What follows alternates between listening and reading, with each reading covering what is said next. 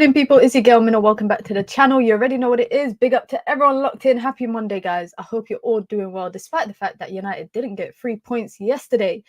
Big up to Stu, says happy Monday, Minna. Happy Monday, guys. Let me know how your Monday has been so far. You know, there's always something to talk about, I think, in the world of football when it comes to Manchester United related stuff. Ruud van Nistelrooy expresses his interest that he potentially, of course, wants to stay at Manchester United, reportedly as well. And this is just from reports from journalists. The players want him to stay. I want to know what you don't think about that. We're going to talk about that because obviously I think it will land, the decision will potentially land with Ruben Amorim. Ruben Amorim was speaking to media today ahead of Sporting versus Manchester City in the Champions League tomorrow. And of course, I already spoke about this already, guys, but of course, all the questions were to do with Manchester United. Not one question I think I saw circulating from the press conference was relating to actually Sporting and the Champions League. If I was a Sporting fan, I'd be annoyed by that. But I read some of his quotes and it sounds like he's excited to get the job started. He starts this time next week. Can you guys believe, by the way, yeah, I realized today is 1 week since Man United sacked Erik ten Hag. Why does it feel like it was a lifetime ago? It feels like it was at least a month ago.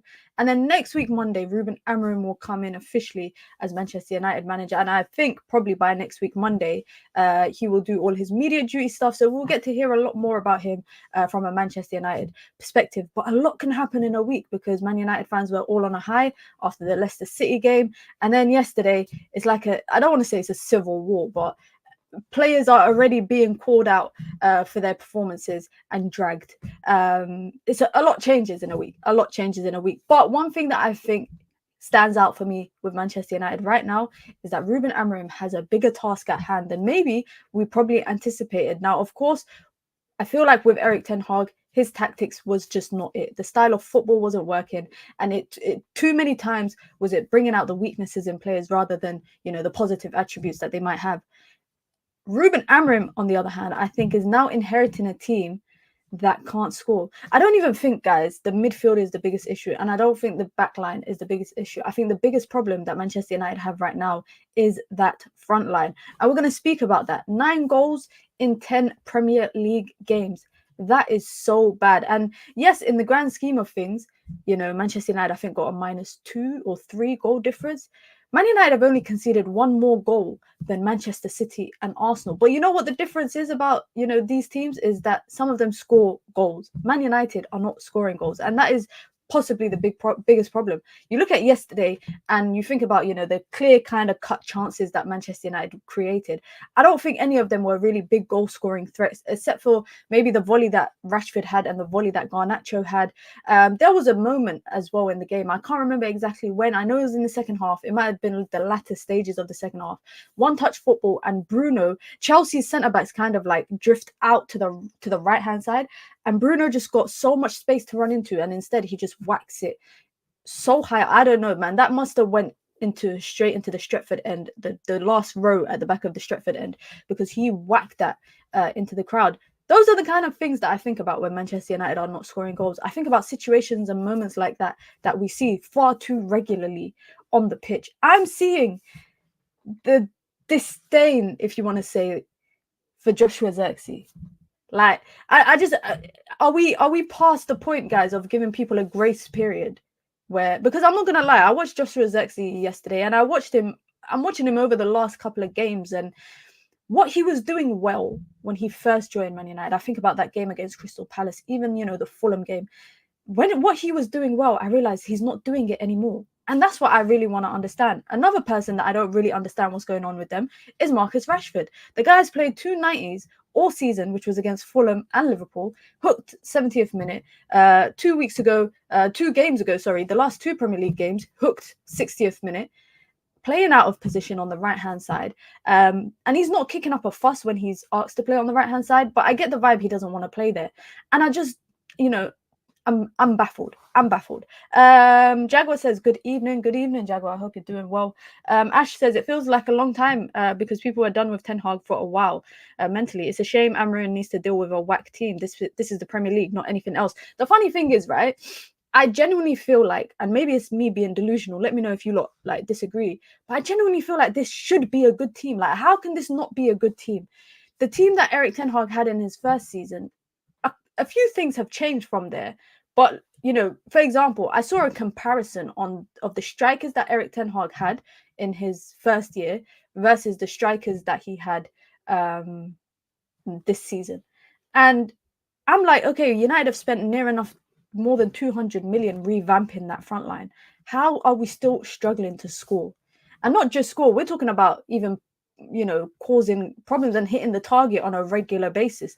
That is a problem for me. Zirkzee is new, time is needed.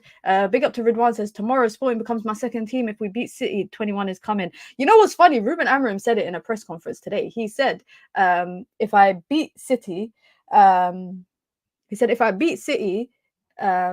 going to think I'm the new Sir Alex Ferguson. And if we lose, everyone's going to underestimate me. So I know maybe what he prefers. Big up to Stu, says, sorry, off topic, Mina. I asked Adam where he got his chair from for you. I'd seen you ask last week and you got no reply. He said Amazon. Okay, thank you, Stu. At least I know that he replies to you and he doesn't reply to me. Thanks, Stu. Yeah, because I am in need of a new chair. Like, this chair is literally on its last legs right now. This chair is like, who can I compare it to? It's like Johnny Evans. It's been with me for way too long and I need to put it into retirement. So I'm going to check it out on Amazon. But let's actually get into it. Let's get into it because we've got a bit to talk about and I don't want to be late for the Straight Jacket podcast because I'm late every single week, guys. But reportedly, Manchester United players want Ruud van Nistelrooy to stay. How do you guys feel about Ruud van Nistelrooy potentially staying on as part of the coaching staff? Now, we know that he is... We know that Ruud van Nistelrooy, is contracted at Manchester United for what? He signed a 2-year contract when he joined Manchester United. So he's got this season and the next left. Now, I'm in kind of two ways about it. I think I like the idea of Ruud van Nistelrooy staying at Manchester United because within that coaching network that Ruben Amorim is potentially going to set up, he's going to have, you know, someone around him within the rest of his coaching staff that understands the club. And I know you lot are going to say the understanding the club hype, but I think it's important to have someone there that understands what it is to be a Man United player and can kind of reiterate that to players. However, I look at it on the flip side and I think, well, if Ruben Amorim wants to get rid of him, he should be able to do that.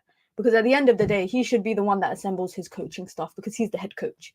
He should be like, don't keep people based on sentiment, but if they add value to the coaching staff, then you should look to keep them. Now, I feel like Ruud van Nistelrooy, again, this is just me just making an assumption. Ruben Amorim, what the vibe that I get from him in his press conferences is that he's got a big personality. And when I say a big personality, I mean someone, he gives me the impression that he is someone that has an idea and will implement it. And if you can't get with it, then you will get lost. And the reason why I'm saying that is because of some of his quotes that have come out from his press conference. If you haven't seen it, and again, like I said, having a press conference for a Champions League game and all the questions are about the club that you're going to join next week, it's sad. You know, they should have kept a lot of the questions about football. Big up to Riri with the super chat, says bless up everyone in the community, and Mina, big up Riri, thank you for the super chat, I appreciate it. Let me see what you lot actually saying before I get onto it. Stu says the nostalgia in me wants him to stay, but if he isn't what Amorim wants, I'm good with the decision either way. Big up to Cowboy, says Amorim needs to stick to his guns with his style and not do a Ten Hag and abandon it for 5 games in. 100%. I think a lot of people are going to be watching that. To see if he sticks to it. If the players want him to stay, he needs to go. The players are too comfortable. A few of you lot saying he should stay.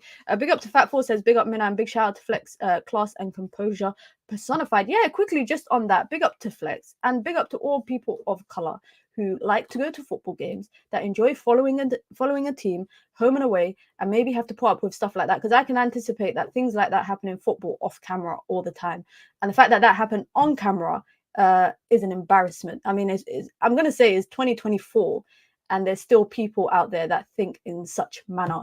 But shout out to Flex for the way that he dealt with it. He's a better person than I am, that's for sure. Much respect goes to him. And actually, much respect goes to Harry Maguire as well, who actually tweeted the United view today when they posted the video of Flex. Let me actually pull up exactly what Harry Maguire said.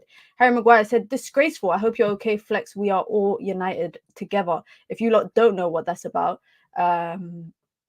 I'm sure you'll see it. You can't have missed it on the internet. But shout out to Flex for the way that he dealt with it. Like I said, he's a better person than I am, and that's the world that we live in, unfortunately, guys. But you know what? You call it out. If you are ever in a predicament like that, and something like that happens, you call it out. And if you feel like you have been, wronged, because some people will tell you to brush it off. Some people will tell you get over it. It's not that deep. It's just a word. It's this, it's that. It's not. It's not. Don't ever feel like how you feel about something can be dictated by someone who doesn't know what it feels like to be in your shoes. So big up to Flex in it, and big up to the community, because I've seen he's been getting a lot of messages for that. Big up to Lil Yo-Yo, says, my G, man, you done sick on Sky Sports. Well done. Also, shambles, what happened to Flex, man? Unacceptable. Thank you, man. I appreciate it. Sky Sports was fun, guys. We're actually going to go through it because I've got my keep and sell tier list that I did on Sky Sports. And you know what's funny, guys? A lot of people, I've seen it circulating on the internet. If you have seen this is from my video with Sky Sports the other day.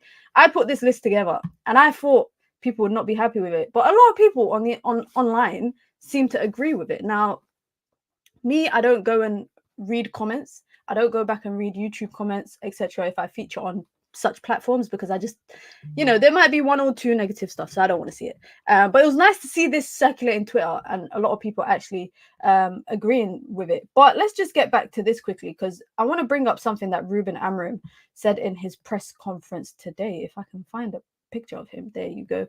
In his press conference today, Ruben Amorim, like I said, was asked 101 questions about Manchester United and nearly nothing about Sporting's matchup against Manchester City. Now, Manchester City, by the way, are missing a lot of players tomorrow. They are missing a lot of players. But, however, Rob Dawson from ESPN confirmed, or suggested, should we say, let's not say confirmed, suggested that Ruben Amorim will be asked for his opinion about which players that Manchester United should retain.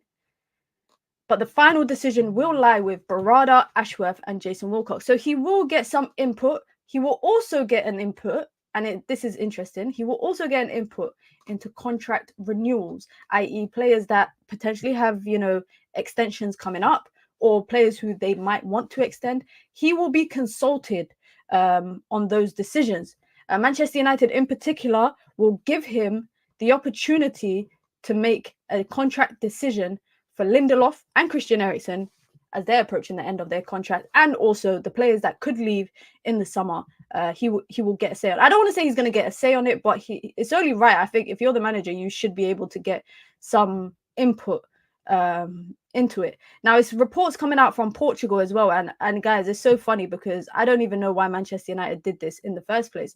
But reports coming out from Portugal suggest that Ruben Amorim is interested in bringing back Alvaro Fernandez back to Manchester United. The transfer could gain momentum once he arrives, i.e. once Ruben Amorim arrives to Manchester United, as Man United have a 17 million, I'm rounding it up, it's 16.7, but 17 million buyback clause for Fernandez, and Ruben Amorim knows him very well. Now, speaking to media today, as I mentioned, about Ruben Amorim, he was talking about how he implements,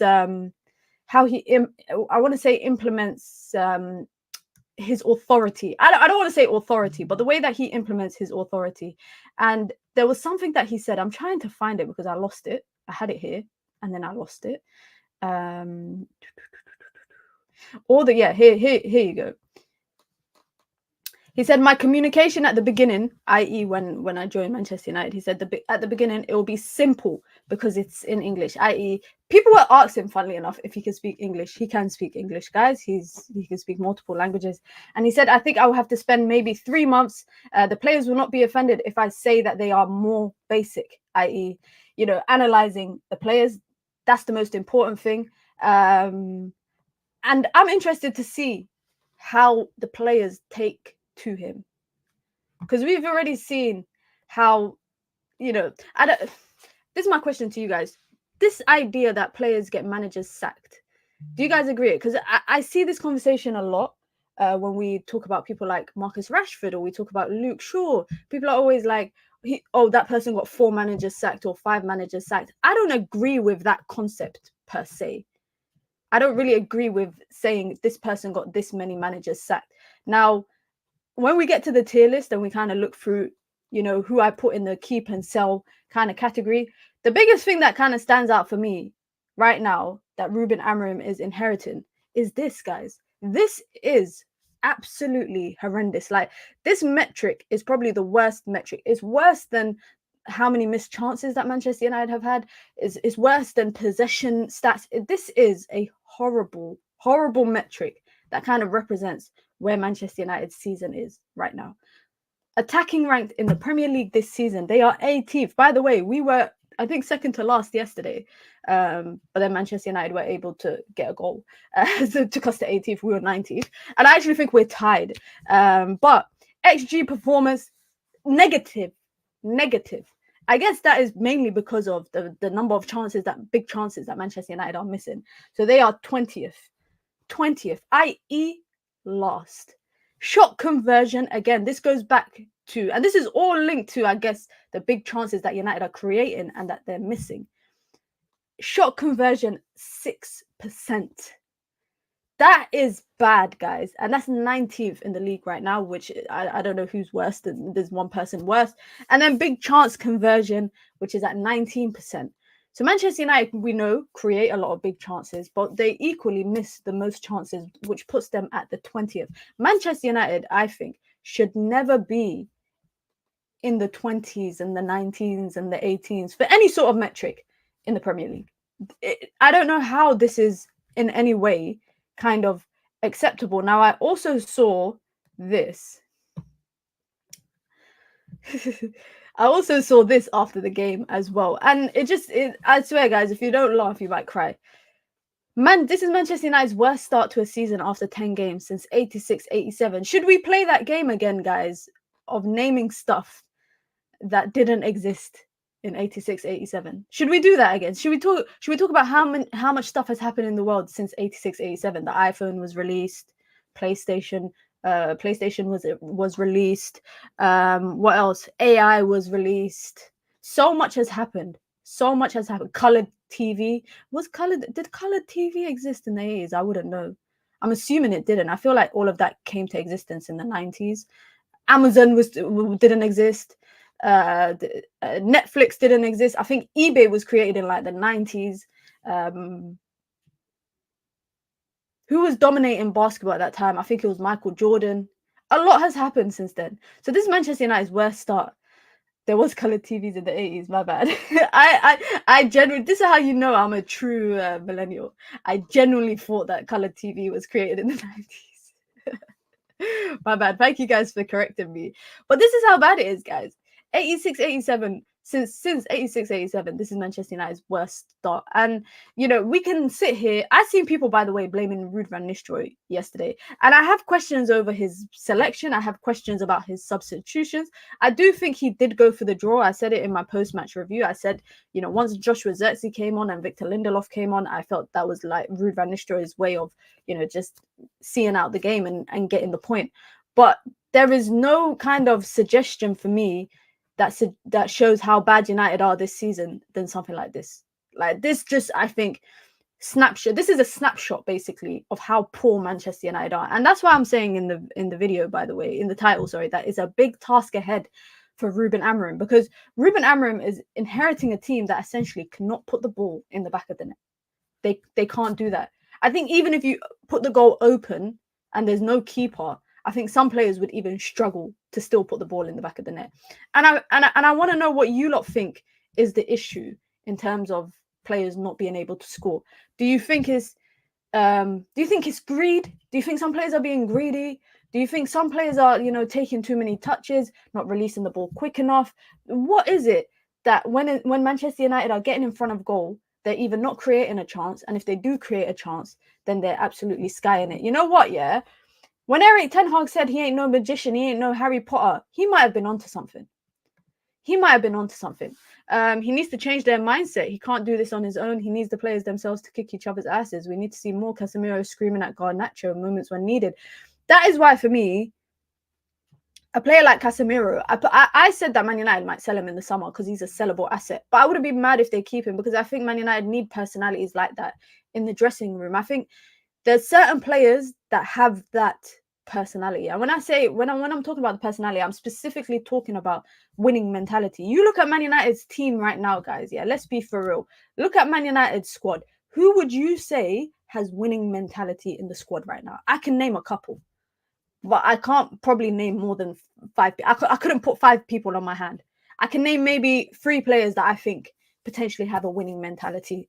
Even then, I'm being quite nice by saying 3. I'm thinking Casemiro. I'm thinking maybe Lisandro Martinez. Maybe. And then I'm looking at everyone else. I'm thinking some of you guys I think are not there. I think maybe De Ligt. I don't know if I would put De Ligt in that category. But I look at the front line, and this is why I'm saying that the biggest problem for Ruben Amorim is this front line that he's inheriting. Ahmad, Zirkzee, Eriksen, Casemiro, Mazraoui. What has Zirkzee done to be in that category?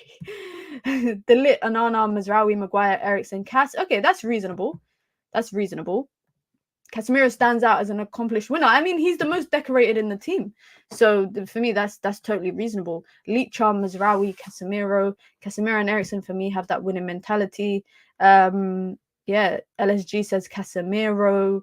Ridwan says sign minimum 2 free top class forwards. Garnacho isn't good enough to be a starter. Hojlund isn't too. Rashford isn't doing enough. Bruno, I don't know either. Let's actually look at this, guys. Let's actually look at this. Because obviously Bruno Fernandes put a penalty away yesterday. But Man United's goal contributions this season is bad. Honestly, it's bad. Firstly, this is all competitions, by the way. This is all comps, right? Garnacho is United's top goal scorer with 6 goals in all competition. Do you know how many people have more than 6 goals in the Premier League alone? This is what I'm saying is really bad. People are actually inflating, I think, some of United players' stats, because 6 goals in all competitions is not good when you consider the fact that 1, 2, 3, 4, 5, 6, 7, 8, 9 players in the Premier League have 6 or more goals, and you've got 6 goals in all competitions. But anyway, Alejandro Garnacho 6 goals, 4 assists, so that's 10 goal contributions as of November. Bruno Fernandes 3 goals, 5 assists, and the 3 goals he literally scored them all under Ruud van Nistelrooy. Christian Eriksen 4 goals, 3 assists. Marcus Rashford 4 goals, 3 assists. Casemiro 3 goals. This is how bad, guys, this front line is that Manchester United have. And Ruben Amorim is going to inherit, because out of the 5 top goal scorers for Manchester United this season, 2 of them are centre midfielders. 2 of them are centre midfielders in Casemiro and Christian Eriksen. Even Bruno Fernandes, we could actually put in that midfield conversation. I think he's more of an attacking player, so I'm gonna say he's one of the players of the front line. But look how bad that statistically is. You look at the assists as well; it's kind of equally distributed. Bruno got 5 assists, Garnacho got 4, Eriksen got 3, Rashford got 3. 4 goals and 3 assists for Marcus Rashford is deemed as a poor season, but I don't think we're taking into consideration it's actually pretty okay. Yeah, this is a hot take now from me. 4 goals and 3 assists is pretty okay for a player that's A, playing out position, and B, doesn't play 90 minutes. I actually think it's not bad. Now, given the fact that most of those goals were not scored in the Premier League, and that is pretty much the case for most of the players, I'm going to have some criticism for that. Garnacho, for me, was contributing better, in my opinion, when he was an impact sub earlier in the season. Erik ten Hag then chose to put him into the starting lineup, which I think in the last 6 games he had 1 goal in the Premier League. That says a lot. That actually says a lot as well. Goals in all comps isn't going to get us high in the Premier League. The reality is these players can't do it in the Prem. It seems too difficult for them. Stu says Everton have scored more goals than us since the day Eric became manager. Shut the hell up. Is that real? Is that real? Mazraoui showed us the importance of mentality. He was immense yesterday, and in fact, he's been our best player so far. Right back, left back, or even a 10. He played with heart. Great signing. You know what's funny? I remember saying Mazraoui is a better player than Dalot in the summer before United signed him. I was literally kept saying he's better, and people got onto me in the chat. And now everyone's saying the same thing.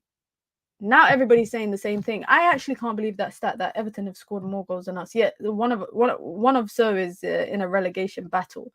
Another part of, I think, the reason why Man United are struggling in front of goals is because of this.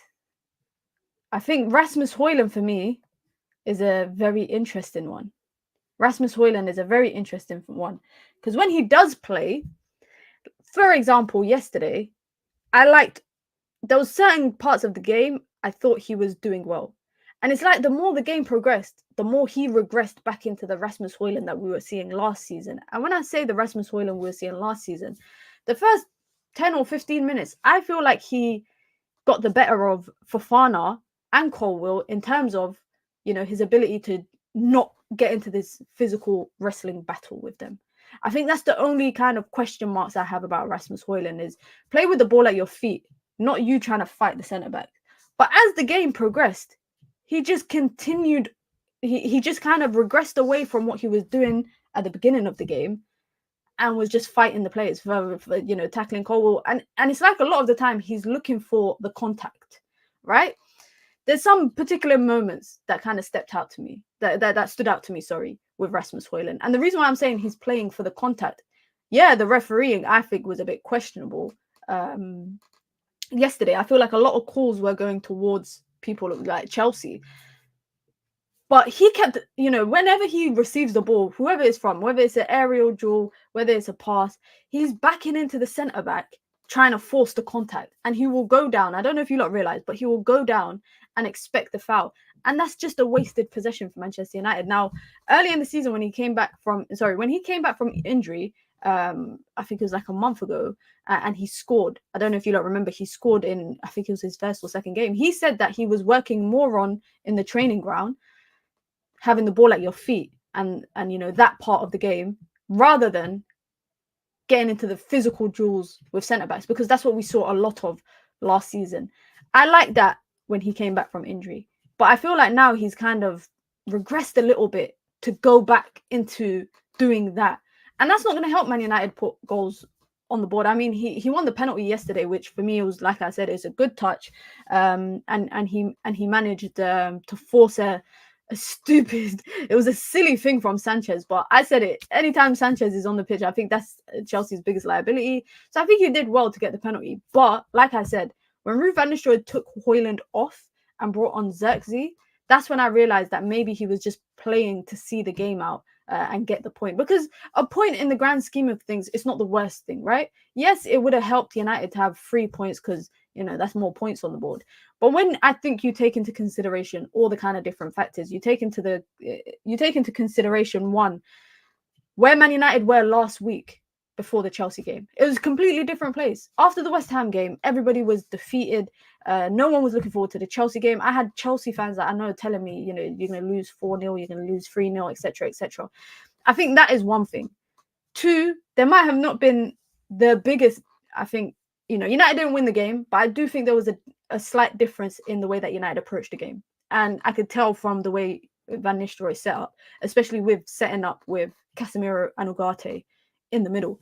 Ivan Toney was just around the corner. Ivan Toney ain't doing that good in the Saudi League right now. I mean, albeit it's the Saudi League, is very, like, for me, I don't know.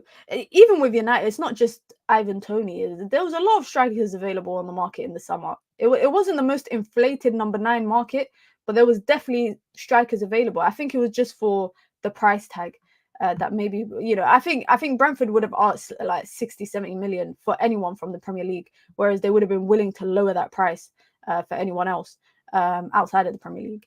Rasmus is a young kid who should be starting from the bench. Instead of buying him out, we should have used that huge money to buy an experienced striker whom Rasmus could have understudy from. Who was available the summer that we brought Rasmus? I know Harry Kane was available. I remember Harry Kane was available. Victor Osimhen was not available that summer. What strikers were really available? I'm trying to think. Even when I think about the fact that Spurs got Solanke in the summer for what, 50 million was it? 60 million? Manchester United have spent now, what's that? It's about 100 million on 2 strikers. And we don't even know how much goals they're going to get us combined this season. I asked you, I remember a couple of weeks ago, how many goals do you think Hojlund and Zirkzee get combined? I think maybe 20 at best.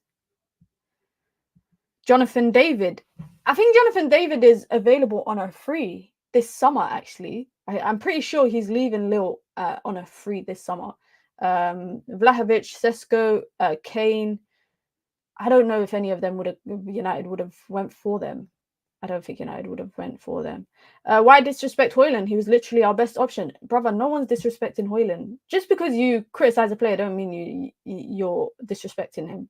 I'm just pointing out things that I identified that he was doing yesterday, which I think he shouldn't do. That's just my opinion, and I don't think it's disrespect. I don't think it matters who plays up front at this point. No one creates for the strikers in this team. Let's see. Let's speak about this guy here, because this guy is a topic of discussion everywhere I'm going.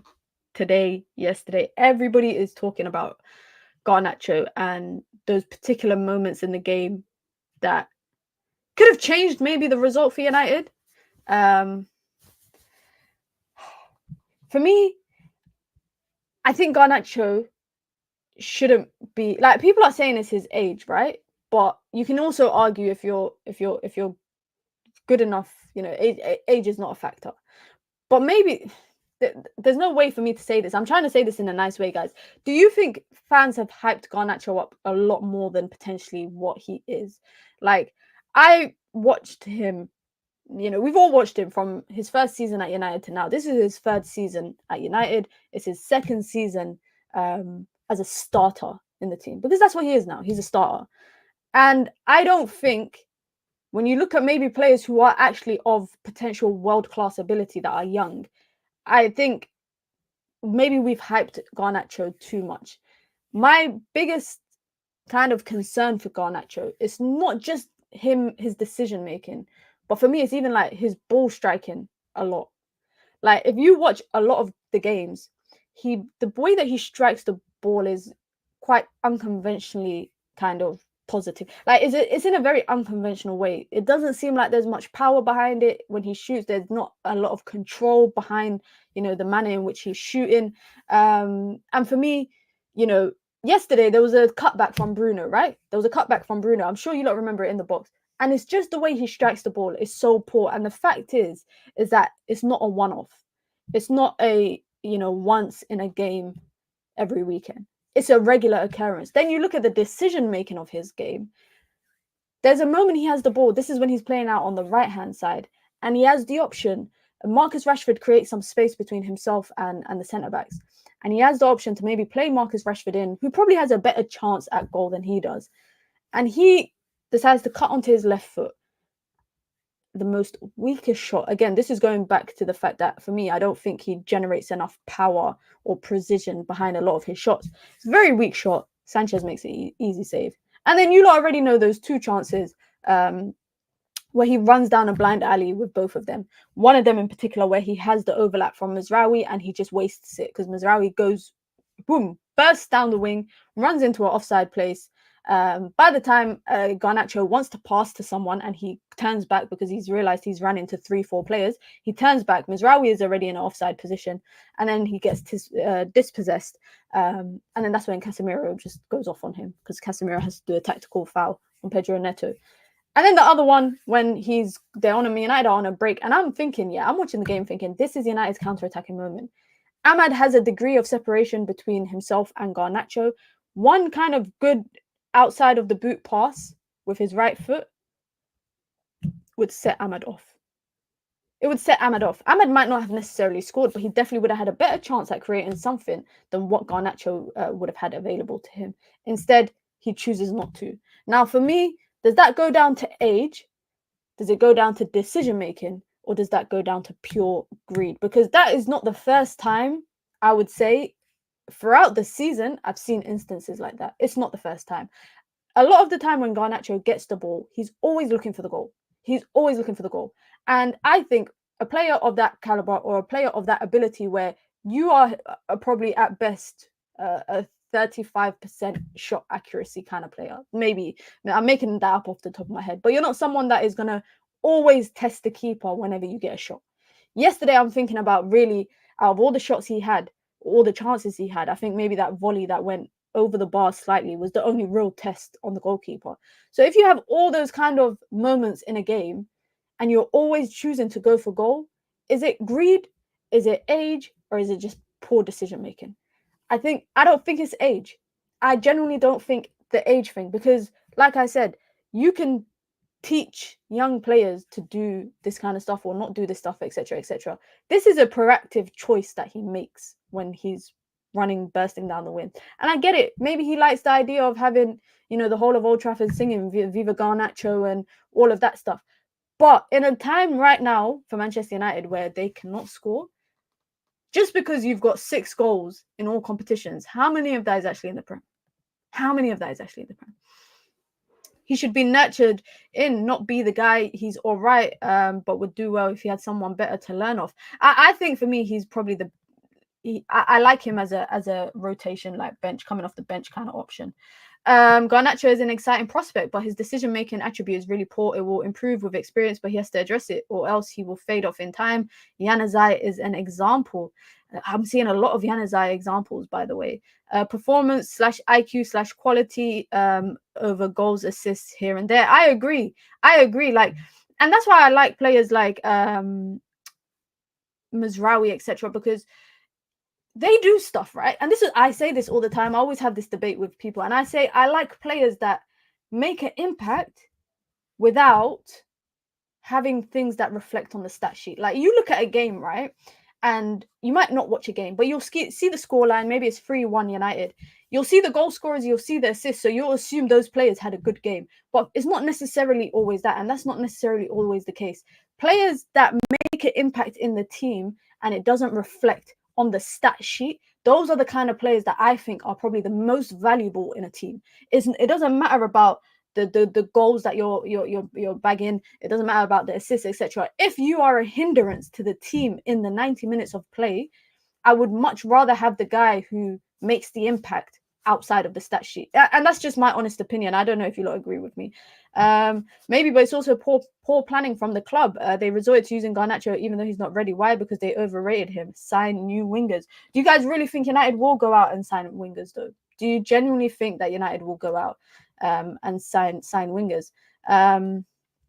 Wale says he gets in great positions, a lot of shot opportunities, but decision making must improve. I agree. Have you seen the mountain news? What mountain news? What? Oh, don't do this. Don't do this. Let me go find the mountain news. What mountain news is there? He's training. What? He's back in Mason Mount is back in training. Let's take an ad break, guys. Let's take a quick ad break. We'll come back to the Garnacho conversation. Mason Mount is back in training. Where the hell has this come out of? Mason Mount has returned back to training today, but he'll be handled carefully and might not be available until after the international break. This has just come out of nowhere. Like, I'm not being funny, but the last time we saw Mount, guys, he had a head injury, right? The last time we saw him, he had this head injury. Then they said that he picked up a knock. That was the Spurs game. That was over a month ago. And now he's just suddenly risen from the dead. And he's available. I hope he's fit. Listen, I hope he stays fit. But let's quickly just go back. Someone asked me about Onana. Let me bring it up. I'm watching from Bangladesh. Big up to everyone in Bangladesh. Where is it? Someone said here. Stu said, what's your thoughts on Onana now, Mina? I think Onana is not the biggest problem that United have. Like, this is from the weekend, right? This is from the weekend, yeah.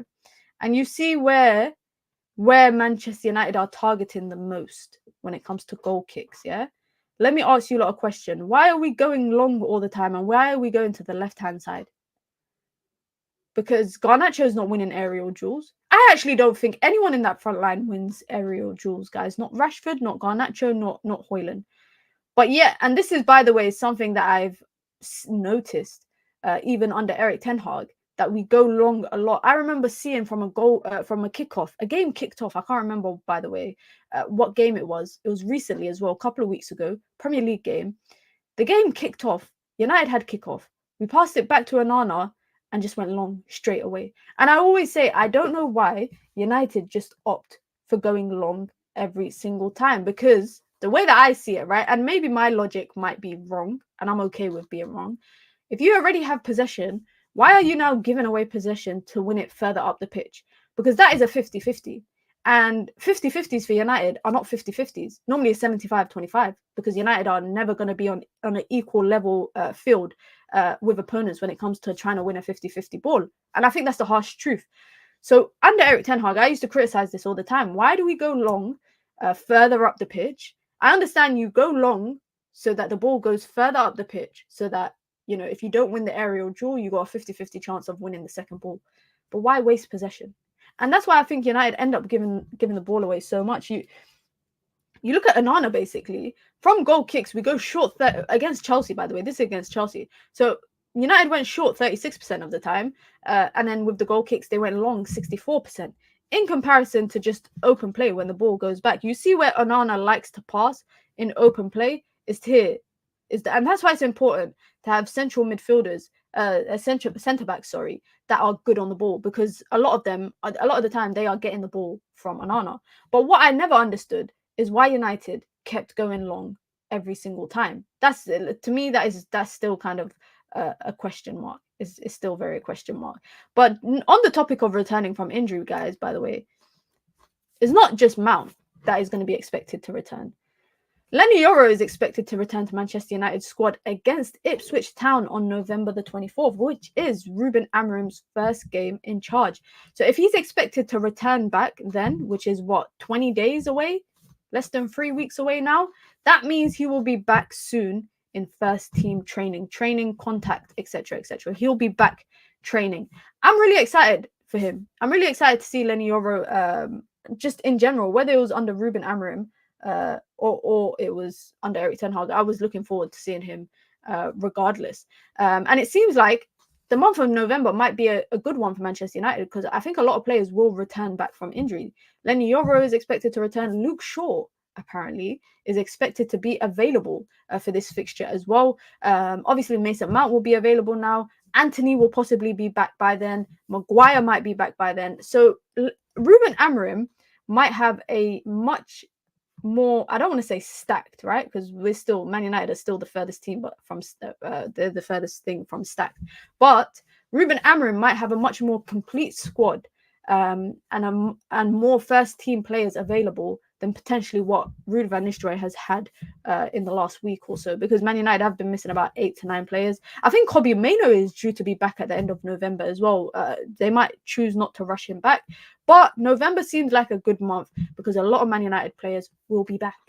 And for me, if the more complete squad that Ruben Amorim has to work with, I think is better for him, because quickly he can identify the people that have the deficiencies that maybe he doesn't need in a team, and he might quickly be able to identify and utilize the players that he thinks might work in his system. Now, what's the likelihood, and this is a question to you guys, how likely do you think when Ruben Amorim does come into Manchester United, how likely do you think he's going to implement his back three immediately? Do you guys think it's going to be a back three thing straight away? Do you think it's going to be, let me play with a back four until I figure out what the league is like? Because I'm in kind of two ways about it. A part of me wants him to go with a back three straight away. Just do it. Just do it. If that's how your style of football is kind of identifiable, and that's what you relate the most with your philosophy, then do it. I'm gonna see what you lot are saying in the chat, but make sure you lot hit the like button. We're not even on 100 likes yet, guys. Come on. We've got a lot of freeloaders here. We've got a lot of freeloaders here. You guys know the rules. You come in, you say hi to everyone in the chat, and then you hit the like button. If you want to support the channel, you can join the membership club, aka the Minions Gang. You get your badges, you get your emojis, you get your custom member content, and of course you get to support the growth of the channel. It's the pinned comment in the chat, so you quickly just go press it, bang, you become a member. If you want to support the channel in other ways, you can help me reach my super chat goal for the day by sending in super chats with your comments, with your questions, with your thoughts, or just to show some love. And if you want to just show some love in a simple way, you can just subscribe and like. It's very simple. Let me see what you lot are saying. Everyone's saying first game. JJ says first game. Abe says back four until Euro becomes match fit. I think Lenny Euro will be the central centre back in a back three, and I think he'll be Delit on one side and Leach on the other side. We don't have the depth for back three. Why don't we have the depth for back three? Out of curiosity, if we've got Victor Lindelof, we've got Leachar, we've got Delit, Luke Shaw potentially can return back. Maguire will be returning back. That's about 5 options to play in the back. Johnny Evans. That's 6 options of centre backs, people that can play centre back. Because I think by the way, guys, if Luke Shaw stays, I've said it, he's going to be transitioned into a left-sided centre back.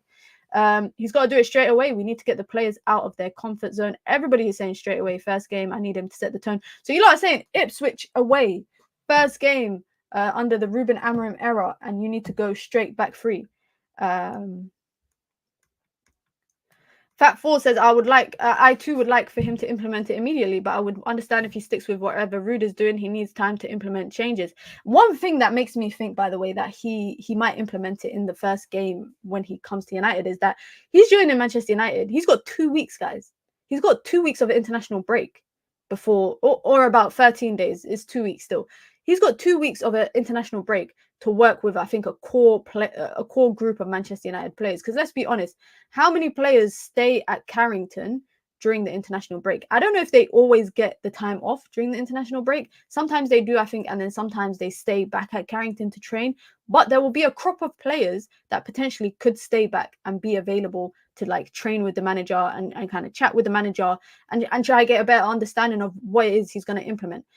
By the time they come back from international break, I don't like it because I think players are normally done playing Wednesday. I think South America is done Thursday and they report back. So some players might only have one training session under Ruben Amorim before that Ipswich game. So if he chooses not to start with a back three, I kind of would understand it, especially with, Lisandro Martinez will probably go on international duty. Matheus de Ligt will probably go on international duty. Harry Maguire, if he's fit, he'll probably go on international duty.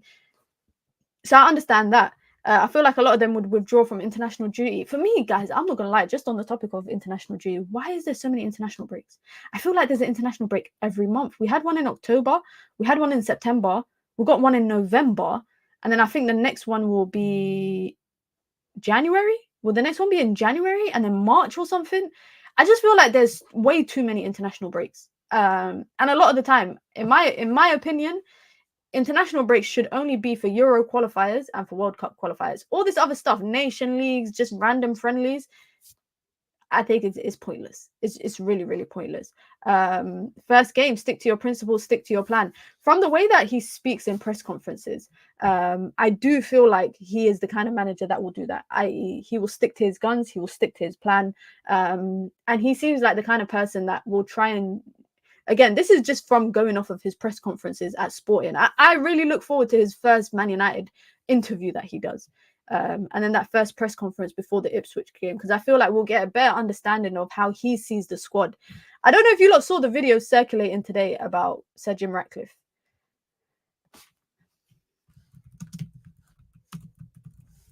Did you guys see the video with Jim Ratcliffe? Let me try and find it. Here it is. Let me know if you lot can see. If you lot can see it, I'll turn the volume up. Is there anything that you can take away from this campaign in sailing to Manchester United? No, I think there's one little crossover, which is that you can't win the America's Cup unless you arrive at the America's Cup with a boat that could win the America's Cup. Same in Formula One. You put Max Verstappen in a Williams, he's not going to win a Formula One championship. And with football, it's the same with the squad in a way. That's the parallel for me, is you can't win anything in football if your squad isn't good enough to win something. So, the quality of the squad is a bit like the speed of the boat in a way. That's the only parallel, really. I feel like that was actually like I do think it was a bit of a shot fired. But also for me, Sir Jim Ratcliffe himself knows that Manchester United's squad is not a squad that can compete yet. Basically, that is what he's saying. He's saying, just like in sailing, you need a boat that basically can win. In Formula One, you need a car that can thing, etc., etc. In football, you need a squad that can win.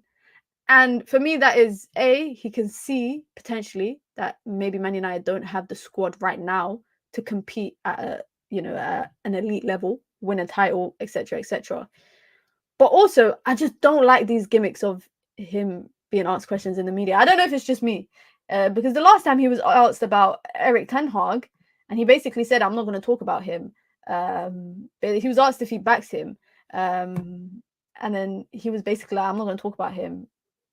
So do you back him or not? That is the question. One player though I feel like is of quality at Man United is Mazraoui, and I feel like a lot of people owe Mazraoui an apology, because coming into the season, one thing I don't like to do is pit two players against each other. But people were acting like with Diogo Dalot, Mazraoui had to prove himself, and I said coming into the season after United brought him, I said Diogo Dalot needs to prove himself, not Mazraoui, because Mazraoui for me, on a technical level, absolutely blows Diogo Dalot out of the water.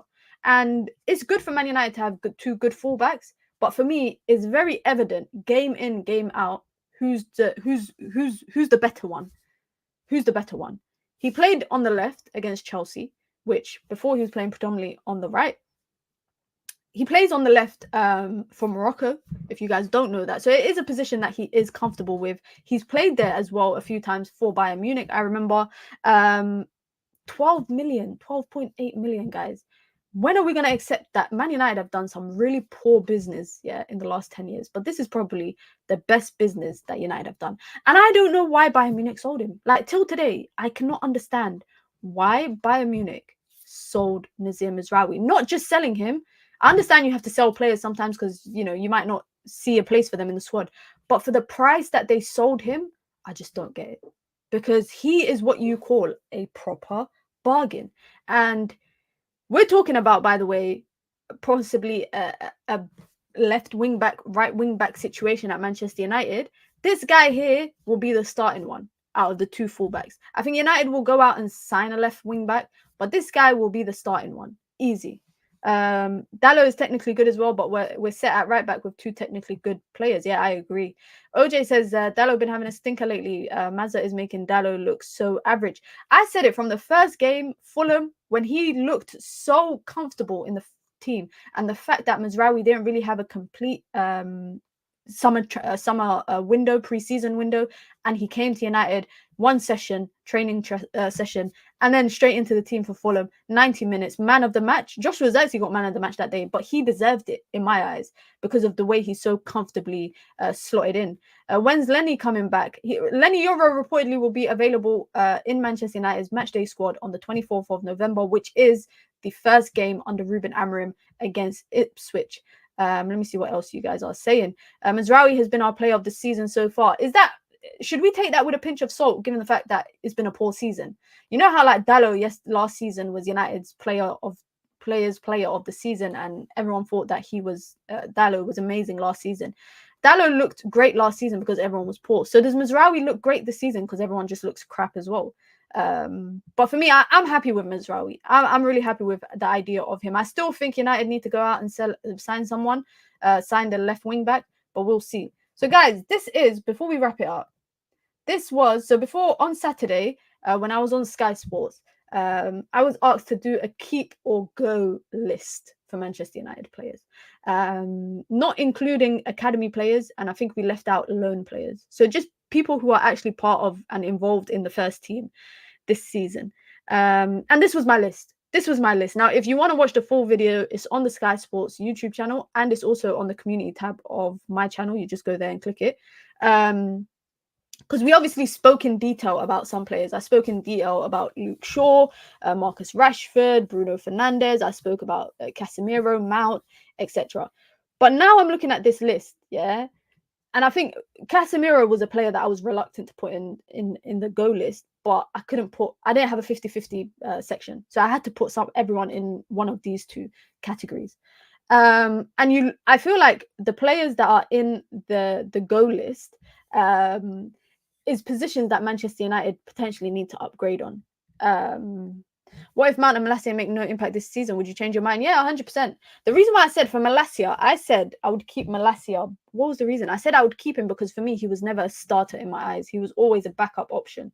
And then Mount, I said keep him just because I think he might come good in Amorim's system. However, if he continues to kind of be injured throughout this season, I said United should look to sell him, because when I was doing my research before the show, he had missed about 18 games in 5 seasons for Chelsea. And at Man United, he's missed double that. And he's only been at United for 15 months or 16 months. So that is an injury crisis. If there was ever something as an injury crisis, that is an injury crisis. Ugarte should be on the sell list. I don't think so. I don't think I've seen enough of Ugarte to put him in that, in my opinion. And I do think it's harsh judging him on what we see, and what we see is inconsistent football. Last season, when we weren't seeing Amrabat consistently, I was saying it's harsh to judge Amrabat because we're not seeing him consistently. And I'm going to hold that same kind of expectation with other players. However, if Ugarte does kind of struggle in Amorim's system, for me, players have 2 seasons.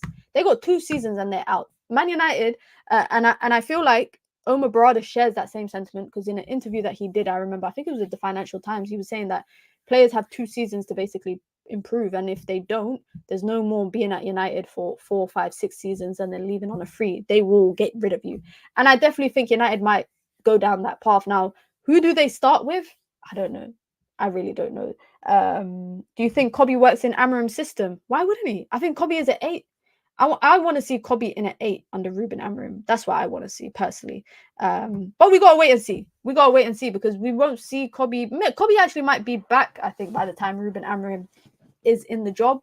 And I think also Amorim has a decent run of games before the big games in December. Obviously, he got Ipswich, etc. But we have Arsenal and then Everton, and then I think like a week or so later, we have Manchester City. And in that month of December, Manchester United have about, I think, like 6 Premier League games or 7 Premier League games. We know December is always a congested month when it comes to football.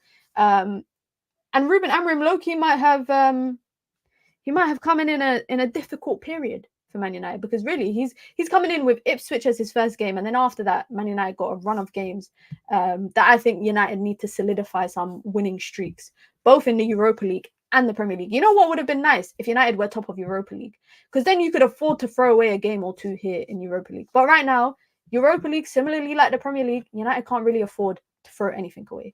But let me see what you guys are saying. Fans already giving up on the new signings. Yeah, I don't think they should. I think they should just give it some time. But listen, guys, we need to wrap it up, because we are live. I should be there now. It's 5:30. The Straight Jacket podcast on Saeed's channel, we're live at 5:30. So don't go anywhere, because this will redirect you straight there. I'm sure Nuruddin got something to say. I'm sure Saeed got something to say. Make sure you hit the like button as well on your way out. We've got content coming, inshallah, throughout the week. Of course, it's a match day on Thursday, so we'll have some build-up content leading to that. And obviously, daily dose of Minna every single time. I might do some watch-alongs for the Champions League this week, because there's some big games in the Champions League. So I definitely might do some watch-alongs. But if I don't, we got daily dose of Minna every single day, and then we got all the content coming. Marcel should be on the channel this week as well. I want to hear what he has to say. He said he was done with his 2-day mourning period for Erik ten Hag. So I want to hear what he has to say. But listen, big up everyone. I hope you have a wonderful Monday. Make sure you hit the like button on your way out. And until tomorrow, inshallah, peace.